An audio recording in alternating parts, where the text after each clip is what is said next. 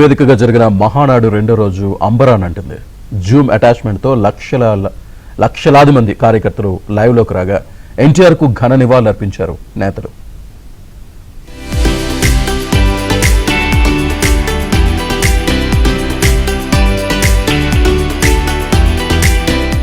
రెండో రోజు మహానాడు పసుపు కెరటమై ఉప్పొంగింది. ఎన్టీఆర్ జయంతి సందర్భంగా ప్రత్యేక తీర్మానం ఆమోదించారు. కేంద్ర సాయంతో ఏపీ అభివృద్ధి వైపు దూసుకెళ్తోందని కేంద్ర మంత్రి పెమ్మసాని చంద్రశేఖర్ స్పష్టం చేశారు. జగన్ హయాంలో కేంద్ర పథకాలు అటకెక్కితే కూటమి ప్రభుత్వం 82 స్కీంలను పునరుద్ధరించిందని తెలిపారు. ఆ రోజు పట్టిసీమ కట్టినప్పుడు ఎకరానికి 30 బస్తాలు పండే వరి పట్టిసీమ చంద్రబాబు నాయుడు గారు కట్టిన తర్వాత 40-45 బస్తాలు పండుతూ రైతుల్లో ఆదాయం పెరిగినటువంటి పరిస్థితి. ఇలాంటి బృహత్తరమైనటువంటి కార్యక్రమాన్ని అర్థం చేసుకొని ఆ రోజు 2014లో మన గవర్నమెంట్ వచ్చిన తర్వాత 7 మండలాలు తెలంగాణలో ఉన్నటువంటి 7 మండలాలని ఆంధ్రప్రదేశ్లో కలిపితే తప్పి నేను ప్రమాణ స్వీకారం చెయ్యను అని చెప్పినటువంటి వ్యక్తి నారా చంద్రబాబు నాయుడు గారు. నెల నెల రివ్యూలు పెట్టారు. కేంద్రంలో ఎక్కడెక్కడ అడ్డంకులు ఉన్నాయో మంచి అధికారులను పెట్టి 70% వర్క్స్ కంప్లీట్ చేసి 2019లో వారికి అప్పచెప్తే వారు చేసినటువంటి నిర్లక్ష్యం కాలయాపన ఈ ఆంధ్ర ప్రజలు క్షమించేటువంటి విషయం కాదు. కాంట్రాక్టర్లను మార్చారు, మంచి ఉద్యోగుల్ని మార్చారు.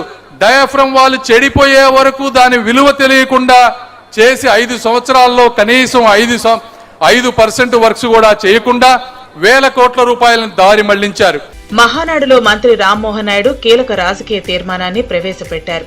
గుజరాత్ మోడల్ తరహాలో కంటిన్యూటీ ఆఫ్ గవర్నెన్స్ అవసరమని పిలుపునిచ్చారు. ఎన్టీఆర్ ఆత్మగౌరవం, బాబు ఆత్మవిశ్వాసమైతే లోకేష్ ది మనోస్థైర్యం అని కొనియాడారు. ఈ రాజకీయ తీర్మానం చరిత్రతో పాటు మనం భవిష్యత్తు వైపు కూడా మనం చూపు వేయాలి. చరిత్రతో పాటు మనం నేర్చుకున్నటువంటి పాఠాలు మరొక్కసారి మనం తప్పులు చేయకుండా ముందుకు నడవాలి. ఈసారి రాజకీయ తీర్మానంలో మనం గుర్తించాల్సినటువంటి 2 ఒక సంకల్పం ఉంది, ఒక కర్తవ్యం ఉంది. సంకల్పం ఏంటంటే సుస్థిరమైనటువంటి పరిపాలన అందించాల్సినటువంటి బాధ్యత ఈ రోజు తెలుగుదేశం పార్టీ అధికారంలో ఉన్నందున మనందరి మీద ఉంది. సుస్థిర పరిపాలన మనం అందించాలనంటే దానికి తగ్గట్టు ఆలోచనలు వచ్చేటటువంటి బలమైన నాయకత్వం మనకు ఉండాలి. ఆ బలమైన నాయకత్వం ఎన్టీఆర్ గారి దగ్గర నుంచి సిబిఎన్ గారి దగ్గర నుంచి రేపు భవిష్యత్తులో ఉజ్వలమైన భవిష్యత్తు మన రాష్ట్రానికి అందించబోతున్నటువంటి లోకేష్ అన్న గారి వరకు కూడా మనం ఎక్కడా కూడా నిస్సందేహంగా మనం చెప్పొచ్చు బలమైనటువంటి నాయకత్వం మన తెలుగుదేశం పార్టీకి ఉంది. జగన్ గొడ్డళ్లతో రాజకీయం చేసి ఏపీని నాశనం చేయడానికి కంకణం కట్టుకుని పనిచేస్తున్నాడని మంత్రి అచ్చెన్నాయుడు ఆరోపించారు. ఇది ఒక ప్రాక్షన్ కుటుంబం. చాలా అజాగ్రత్తగా మనం ఉండాలి. అజాగ్రత్తతో ఉంటే చాలా పొరపాటు జరుగుతుంది. వాళ్ళ తాత రాజారెడ్డి వేట కొడవలతో స్టార్ట్ చేశాడు, తండ్రి కత్తులతో స్టార్ట్ చేశాడు. ఈయన వచ్చేసరికి గొడ్డలతో రాజకీయం చేసి ఈ రాష్ట్రాన్ని మొత్తం నాశనం చేయడానికి ఒక కంకణం కట్టుకొని పనిచేస్తున్నాడు. మాట్లాడితే అబద్ధాలు. ఏపీని ఐటీ హబ్ గా మార్చిన విజనరీ లీడర్ చంద్రబాబేనని 2014 లోటు బడ్జెట్ నుంచి రాష్ట్రాన్ని కాపాడుకుంటూ వస్తున్నామని హోంమంత్రి అనిత చెప్పుకొచ్చారు.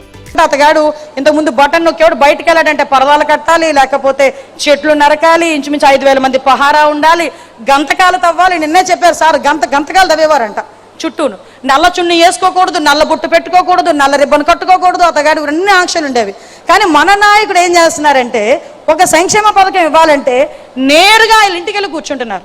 వాళ్ళ ఇంటికి వెళ్ళి ఉండడమే కాకుండా వాళ్ళు చేపలు ఎలా కొంటున్నారు, ఎలా అమ్ముతున్నారు, జీవన విధానాలు తెలుసుకొని ఆయన వాళ్ళతో పాటు నేను ఎందుకు ఇది మెన్షన్ చేస్తున్నానంటే వాళ్ళతో పాటు కింద కూర్చొని భోజనం చేశారు. కొంతమంది నాయకులు ఉంటారండి, కొబ్బరికాయ కొట్టాలంటే పంతులు వెళ్ళి రాయెత్తారు పైకి. గడిచిన 5 ఏళ్ల వైసీపీ పాలనను ఎండగడుతూనే రాబోయే రోజుల్లో ఆంధ్రప్రదేశ్ ను ఎలా ప్రగతి పథంలో తీసుకెళ్లాలో మహానాడు వేదికగా కూటమి మంత్రులు రోడ్ మ్యాప్ ఇచ్చారు.